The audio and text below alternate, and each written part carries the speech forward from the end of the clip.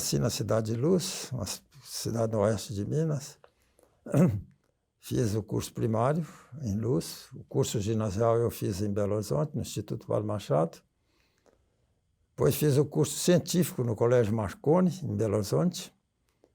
Optei depois pelo curso de Direito, fiz o vestibular, fui aprovado e passei a exercer a advocacia, no princípio.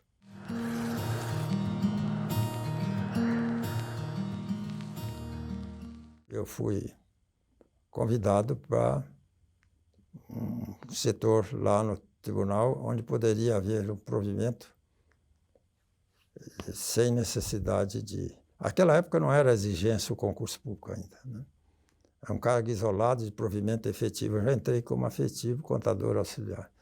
Depois passei a fazer a assessoria da presidência, que tornou-se depois uma praxe, se assim se pode dizer, em todos os tribunais do Brasil. Hoje, o assessor de um presidente de um tribunal, tribunais superiores, tribunais de justiça, é sempre um juiz, né? Até porque presume que se oferece uma aptidão muito melhor para o exercício das funções. E assim eu fui como assessor. Depois de um bom tempo atuando como assessor da presidência do tribunal, foi aberta a oportunidade do concurso. Eu fiz o concurso, participei dele e insisti muito com o meu irmão Gabriel, que ele também participou, ele não queria, não. E nós dois fomos aprovados. Ele em sexto lugar e eu em terceiro. O Orestes Campos Jardim tirou o primeiro lugar. Era brilhantíssimo, né? Já tinha tirado o primeiro lugar no concurso para juiz de direito também. Fomos nomeados juízes. A minha primeira nomeação foi para juiz de Goiânia. Na época, a terceira região abrangia Minas, Goiás e Distrito Federal. E eu fui nomeado para Goiânia. E para Juiz de Fora foi nomeado o doutor Erasto Pena Júnior, que era de Goiânia. Logo, logo ele me telefonou se eu não queria fazer a permuta. Fizemos a permuta, que era perfeitamente possível. E eu passei a ser presidente da segunda junta de Juiz de Fora.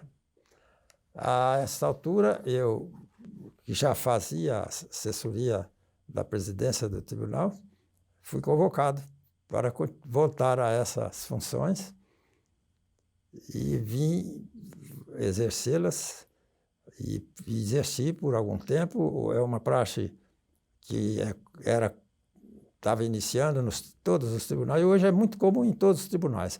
O assessor do presidente ser sempre um juiz, ou um desembargador, ou até um ministro. Fui nomeado juiz substituto e depois juiz presidente da Junta de Goiânia, a primeira nomeação.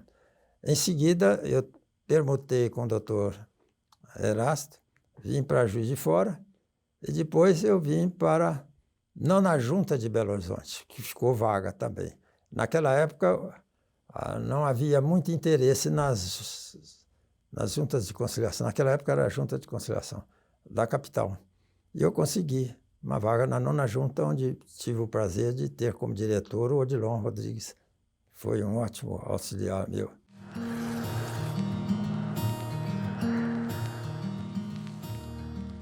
Ocorreu um dos episódios que me marcaram como homem da área do direito do trabalho e principalmente como juiz.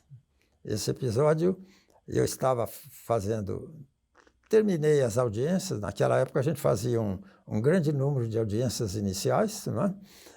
Mais para tentativa de acordo, e 2 ou 3 audiências que chamada de instrução para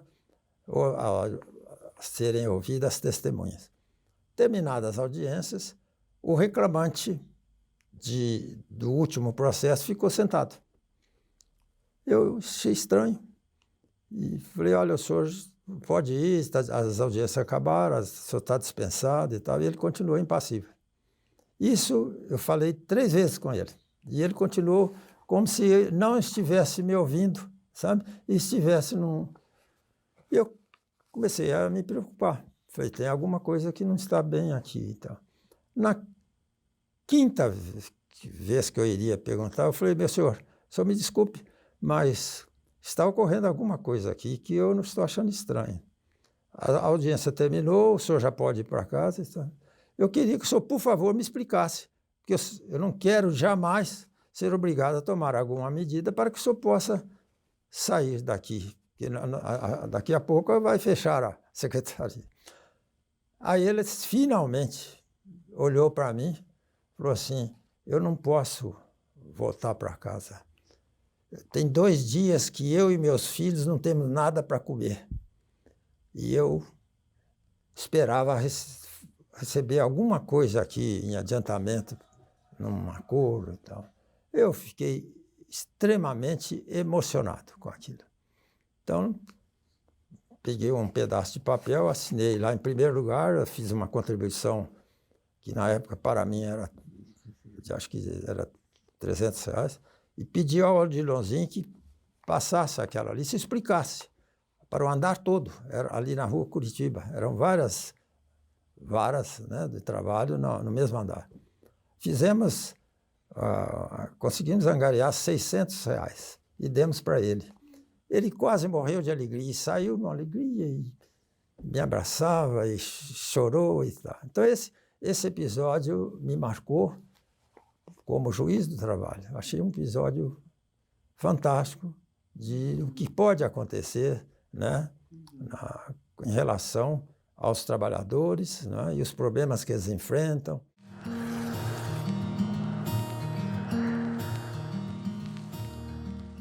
Eu fui vice-presidente, presidente, e na época o presidente era presidente e corregedor ao mesmo tempo. Depois criaram o cargo de corregedor. E nesse período houve um episódio. Eu tinha um colega que eu admirava muito e gostava muito dele, Custódio Alberto de Freitas Lustosa. Ele era do Ministério Público, tinha sido promovido para o tribunal na minha frente por antiguidade, que ele era mais antigo do que eu. Só que ele ficou gravemente enfermo. E quando ele foi eleito presidente, eu fui eleito vice-presidente. Mas ele, já na primeira semana, ele foi hospitalizado. Uma doença grave, era um câncer terrível, coitado. Eu passei a exercer a presidência em substituição a ele. Então, em razão dessa circunstância extremamente triste para mim, que eu gostava muito dele, eu admirava muito, era um homem um juiz muito bom, correto. Eu, então, praticamente exerci a presidência por quase 4 anos. Então, eu tive tempo para fazer algumas coisas e iniciei, então, os preparativos para a construção da sede própria do tribunal.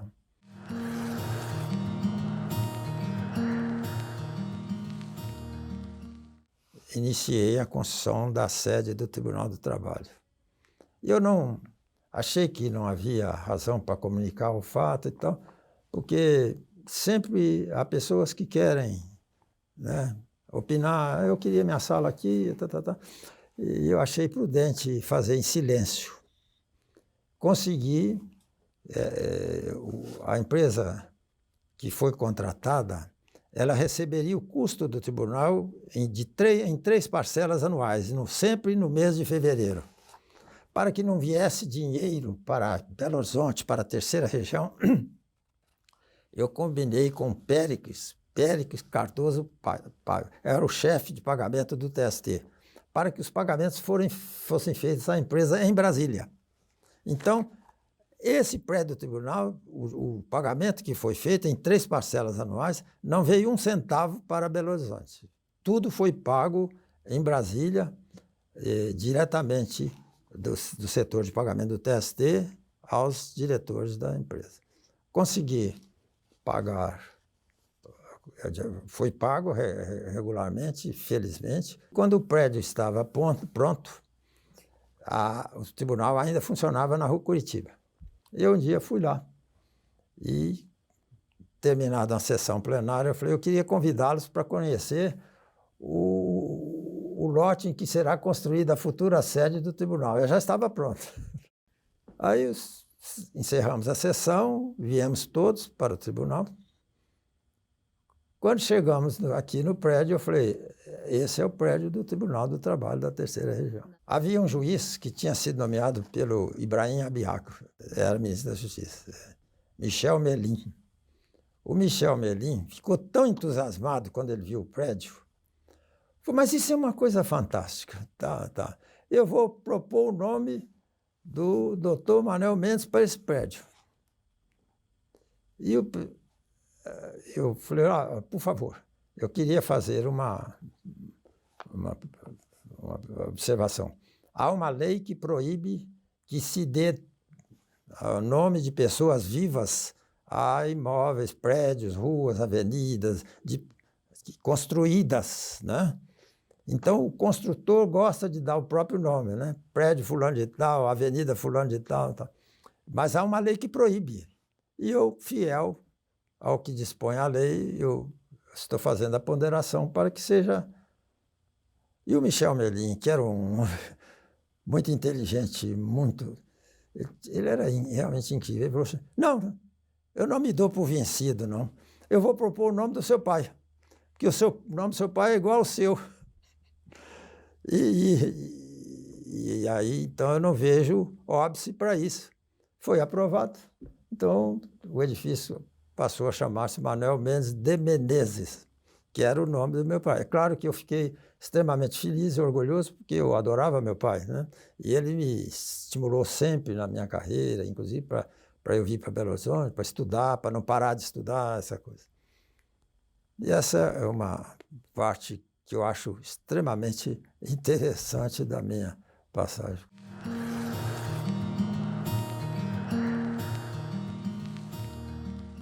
E eu tinha muito contato com Brasília, e lá o dinheiro todo que a gente consegue para gerir um tribunal vem de lá.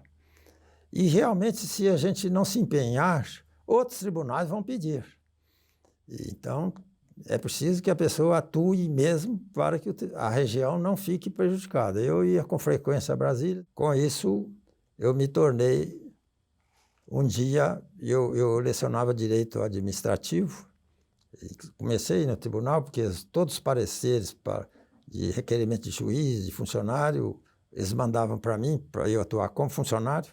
Eu gostei do direito administrativo, comecei a estudar, fui professor dos capitães da Polícia Militar, de direito administrativo, era o Carlos Mário Veloso, direito constitucional, e eu, direito administrativo. Aliás, eu fui indicado à Academia de Polícia Militar pelo Carlos Veloso. O Zé Fernandes, que era o titular, ele se afastou e tal, eu me dava também com ele.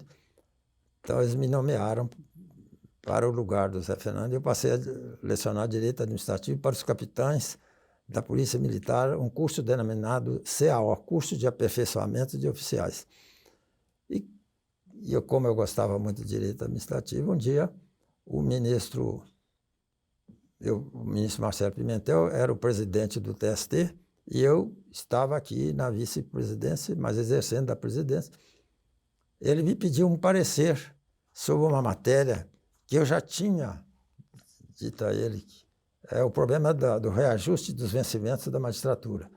Eu estava muito preocupado porque o juiz federal e o juiz do trabalho, que também é uma ala do direito federal, da Justiça Federal, nós estávamos com vencimento muito baixos. E a magistratura mineira pagava muito melhor, uma remuneração muito melhor aos seus juízes e desembargadores, infinitamente melhor. Então, eu me preocupei muito com isso.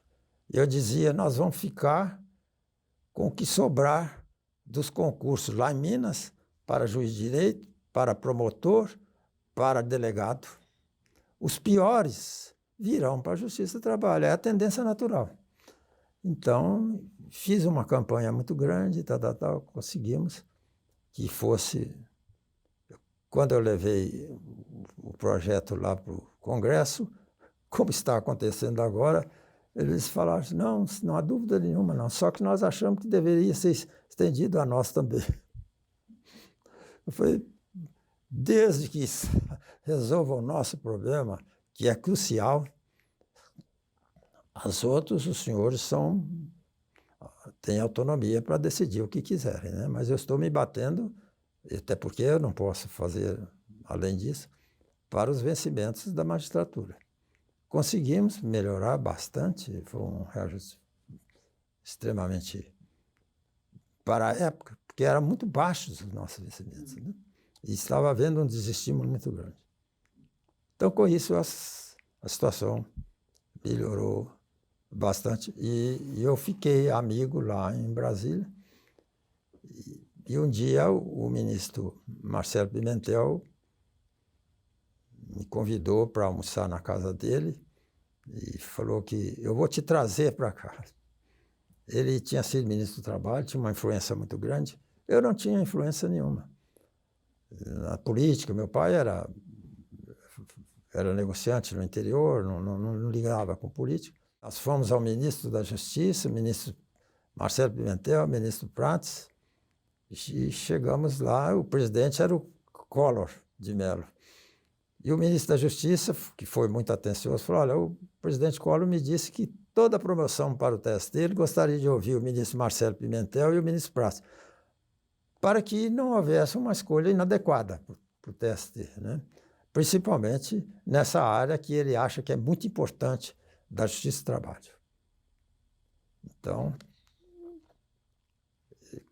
fomos lá, o ministro Prats me honrou também, foi também ministro. Aí o ministro da Justiça, para grande surpresa minha, disse, bom, o presidente Collor me disse que deveria ouvir sempre Vossa Excelência, o ministro Prats e o ministro Marcelo. Então, já que os senhores estão apresentando o doutor Manuel, eu vou assinar também. Eu atribuo a Deus essa minha ida para o TST, eu sou católico e acho que minha vida tem sido sempre sob a proteção de Deus. Porque foi realmente uma coisa incrível. Lá, a aprovação. E o ministro Marco Aurélio Mendes, quando eu fui convocado para substituir no TST, eu fui para a turma dele. E nos tornamos amigos. E ele era primo do presidente, né, Collor, e me ajudou também, falou, vou te ajudar. E eu fui nomeado, tomei posse, e no princípio de dezembro, é praxe, todo o pessoal lotado em Brasília, ministros dos tribunais superiores, generais, embaixadores, cumprimentarem o presidente da República pelo Natal, mais ou menos lá pelo dia 12. Eu tinha por obrigação pedir uma audiência ao presidente Collor para agradecer a ele pela minha nomeação, mas eu achei que tomar o tempo de um presidente só para isso. Então, quando chegou a minha vez de agradecer, todo mundo fica assim afastado, o presidente fica lá, aquele salão enorme, uma coisa até certa emoção. Fui lá, desejei Feliz Natal a ele, a esposa, e falei, presidente, se o senhor me permite, eu queria aproveitar para agradecer que o senhor me escolheu numa lista tríplice para ministro do TST. Aí a resposta dele foi, para mim, extremamente surpreendente e agradável ao mesmo tempo. O senhor não tem que me agradecer, eu recebi ótimas informações do senhor. Aí depois eu soube que o Marco Aurélio é que tinha. As coisas, quando Deus quer, as coisas andam para um determinado lado.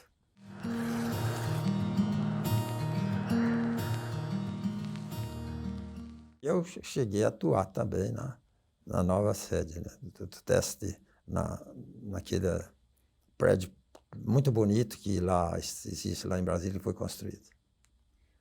E eu fui, aliás, nomeado presidente da comissão de construção da futura sede do TST. Sabe? E eu atuei, eu fui lá em Brasília, se você tiver algum empreendimento, construção de prédio principalmente, e você contratar o Niemeyer para que seja o arquiteto, a planta não precisa de aprovação. Então, nós fomos direto a ele, né? lá no Rio, em Copacabana. Ele tinha um escritório muito simples, era um homem extremamente simples e modesto. Eu fiquei muito, até emocionado de ver que famosíssimo, né?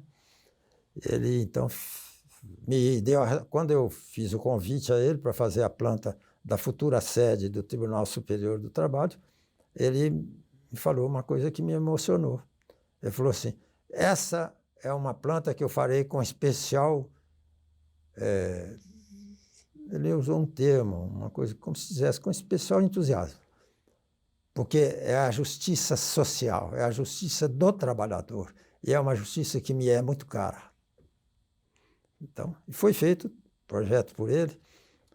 O projeto nós tivemos que estudar profundamente, ele tinha algumas coisas, por exemplo, um dos erros que nós conseguimos afastar, o berçário ficava ao lado da sessão plenária. Então, eu falei com o assessor, depois eu fiquei muito amigo do assessor do arquiteto, né, Niemeyer. Falei com ele, olha, quem sabe, conhece a barulhada de um berçário, vai atrapalhar a sessão. Aí ele teve que tirar. Fizemos algumas adaptações, muitas, e o prédio saiu razoavelmente bom, que no meu entender, né? Com essas adaptações todas, é um prédio moderno, achei muito melhor do que a antiga sede que era.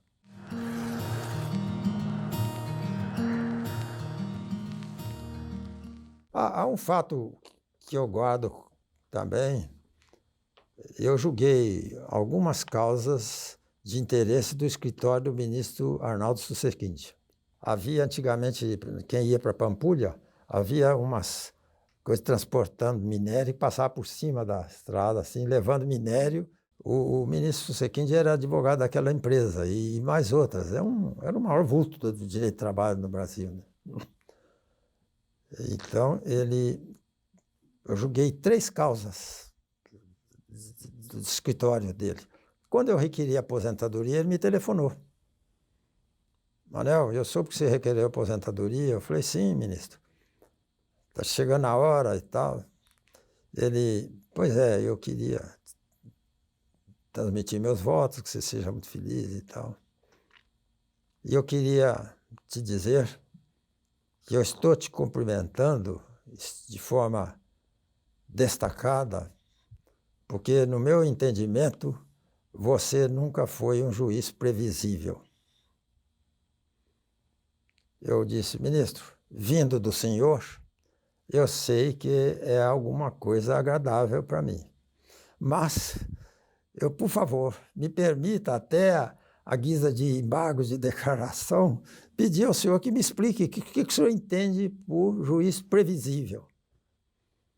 Ele falou assim, Manel, juiz previsível é o juiz que só julga a favor de uma parte. Isso é um desastre em qualquer justiça, e especialmente na justiça do trabalho. Eu falei assim, agora eu entendi o que o senhor quis dizer com isso. Achei interessantíssimo, porque foi o maior vulto do direito de trabalho. O Russomano já tinha morrido, eram os dois, né? E ele era o maior vulto do direito de trabalho, junto com o ministro Russomano, que àquela altura já tinha morrido. Então, fiquei extremamente honrado com o telefonema dele e achei inteiramente interessante essa tradução que ele fez do termo previsível, juiz previsível.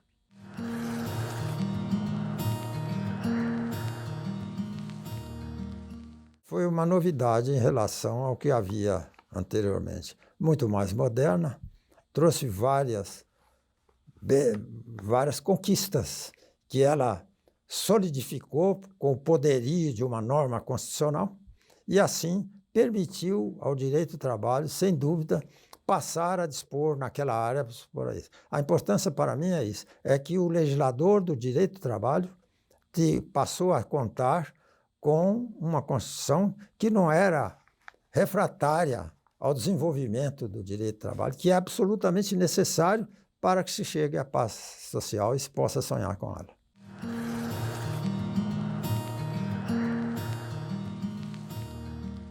A Justiça do Trabalho tem sofrido combates sempre,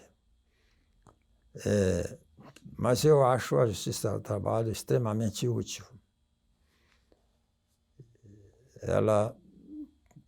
Nós ainda não chegamos a um estágio em que ela possa ser considerada mais desnecessária. Não chegamos ainda. É onde o empregado se sente mais protegido. Normalmente, o empregado ele é o fraco nessa relação. E a Justiça do Trabalho tem esse espírito, já não digo nem a finalidade. O juiz do trabalho é muito atento a isso. Ele sabe que ali está um homem pobre que tem dificuldade de enfrentar a outra prova. Não só porque ele não é um literato, não é um homem de grandes culturas, né, e não pode contratar bons advogados, e às vezes ele não consegue, no sindicato também, o apoio de um advogado realmente interessado. Então, eu acho que é muito importante a atenção que a Justiça do Trabalho dá ao reclamante, seja a ele diretamente, quando atua sem advogado, seja ao seu advogado, quando ela acha que há necessidade de alguma coisa que possa cautelar os direitos dele, que a Justiça do Trabalho sempre foi muito zelosa nesse ponto, e eu acho isso muito bonito, né? E realmente talvez tenha livrado o Brasil de muitos movimentos, e eu me sinto à vontade por causa principalmente desse reconhecimento que foi do general Garrastazu Médici, né? Que a Justiça do Trabalho é muito importante para a paz social. Esse depoimento dele me marcou profundamente e me deixou muito mais convencido da utilidade dela. Não há ainda clima para que ela possa ser dispensada, no meu modesto entendimento.